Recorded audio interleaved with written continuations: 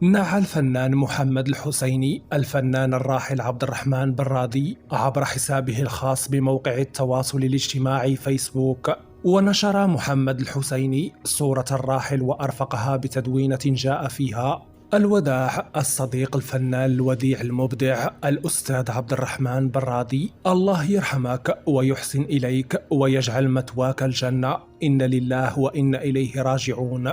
وأضاف الحسيني تعازي الحارة لعائلته وأصدقائه ومحبيه وللأسرة الفنية المغربية.